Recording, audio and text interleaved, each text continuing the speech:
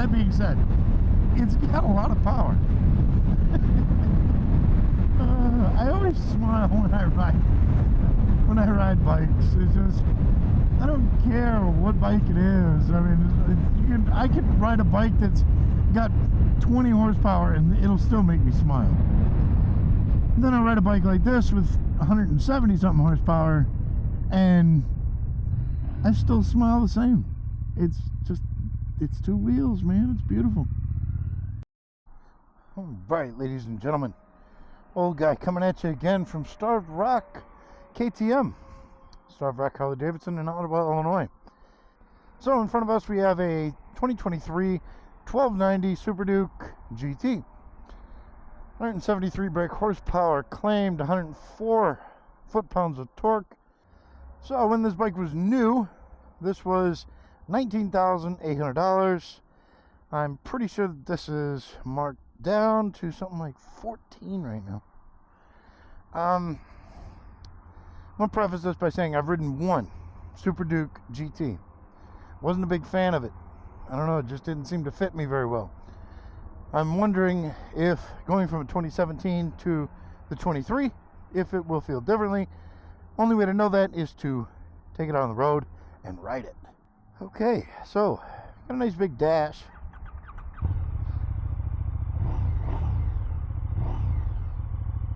And very legible on the screen.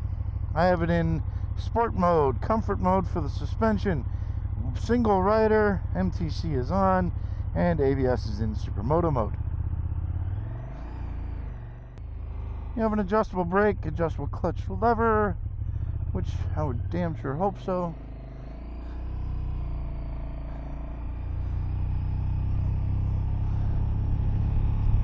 This is a semi-active suspension, which is nice.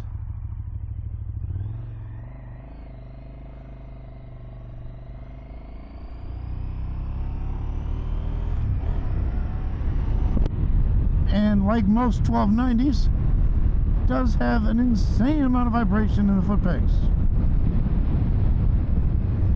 And by insane, I mean insane. There's a lot of vibration in the foot pegs. Not a lot of vibration in the hands. There's a little bit.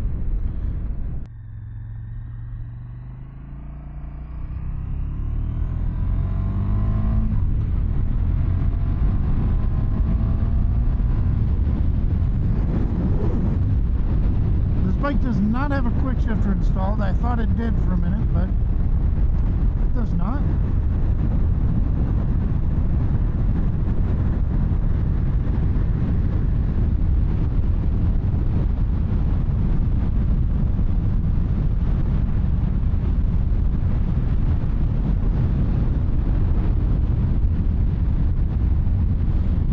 Very light when you're driving it down the road.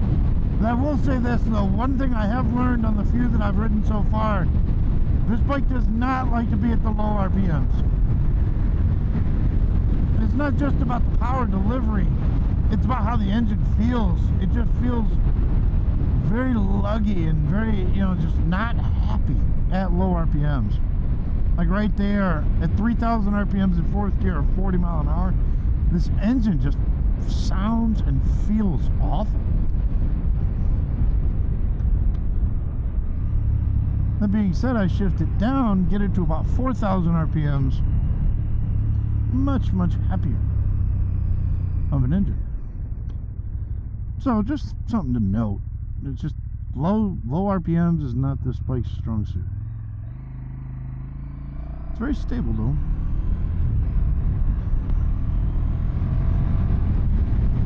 I do wish I had a quick shifter, but it does not.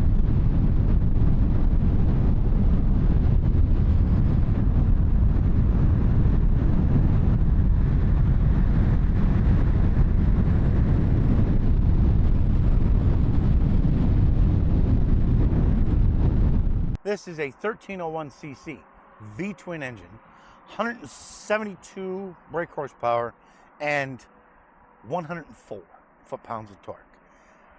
This bike also weighs roughly about 500 pounds, maybe a little bit more if you put on bags and a tail bag and all that other good jazz. But This bike has so much torque that it doesn't matter what you put on it. This bike's just gonna run like a mad person. That you just,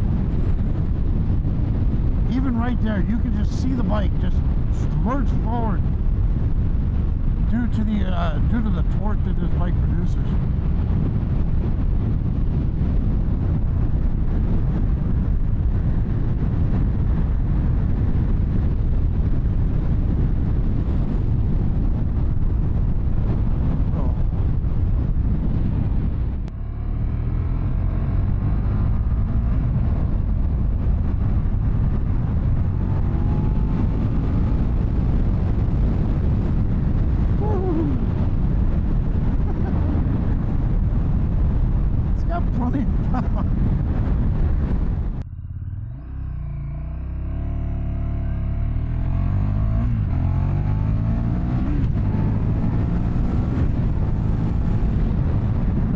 Shitty 0 to 60 start,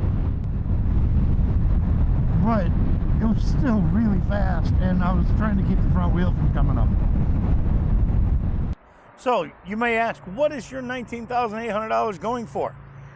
Well, up front you have a semi-active electronic suspension, a 120/70/17 front tire, dual 320 millimeter discs, and 4-piston calipers. So you're going to need the braking power. This has got it. So that's a plus. So stepping back into the rear, you have a 190/55/17 tire, also a semi-active electronic suspension for the rear, and a 240 millimeter brake disc, and 2-piston calipers. On top of that, this really sexy single-sided swing arm, which, I don't know, any bike that has it, it just looks nice.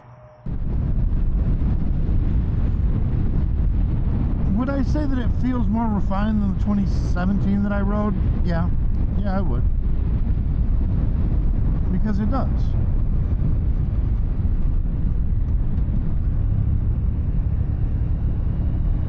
But would I say it feels much sportier? No.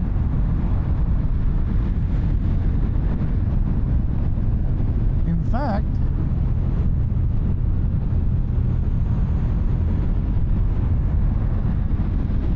there is this like slight slowdown when you change over from one side to the next. Like, it's very good. It doesn't feel heavy.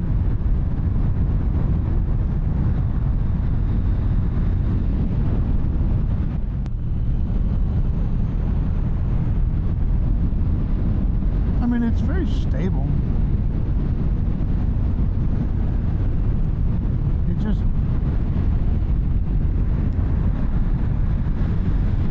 like, I feel like there's just a little slight delay once you come back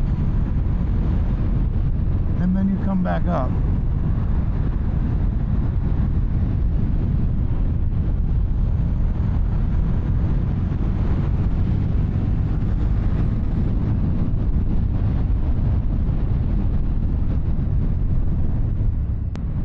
From the overall perspective of wind protection, yeah, this has much better wind protection, obviously, than a naked bike. But that's personal preference. I am getting a lot of protection from the wind. Most of that wind is coming up and hitting me in the face. Not really creating any buffeting, just hitting me in the face. I don't know. I'm not sure if I would want to spend an incredible amount of time on this bike as far as the purpose of touring. You can get saddlebags, a top case, you can get everything for the bike, but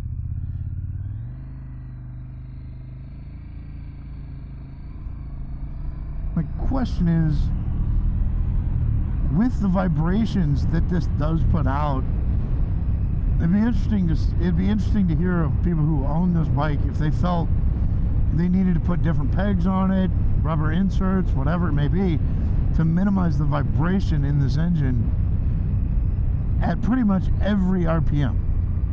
I mean, every RPM. There's vibration in this engine. I mean, don't get me wrong, the seat's pretty comfortable. It's very nice.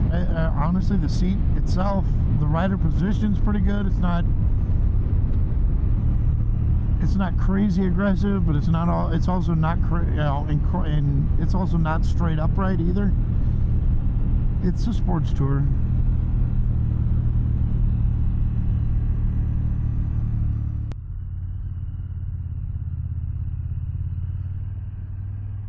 See, just riding at slow speed, the engine is it's just not happy riding slow. It's not a happy bike when you ride it slow. So this is a claimed seat height of 32.9 inches, and as I mentioned, a wet weight of about 500 pounds. I am 5 foot 9 inches tall. I weigh 220 pounds, and for me to get my leg up over this without any bags isn't that big of an issue, but for some it may. So, at a seat, I'm on just outside of the balls of my feet. It's not terrible, it's not incredibly uncomfortable. Throwing my feet up onto the pegs, yeah, it's comfy. It's a comfy riding position. Honestly, it's a sports touring bike, so you are semi-aggressive. It's not overly aggressive. You're not down here, but you're also not up here, you know, for that straight up riding experience. You do have a little bit more of an aggressive positioning. Still, incredibly comfortable to sit on. And the seat feels pretty comfy as I'm just sitting on it now. Let's get a sound check.